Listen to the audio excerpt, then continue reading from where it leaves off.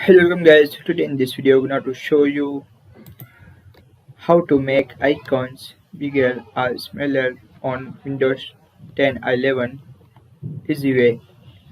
Firstly, right click, after click on view and click on if you want to large icons, click on large.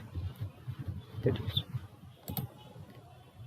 And guys if you want to smaller so click on that is. And if you want to medium so click on first right click on view, after click on medium icons. That is.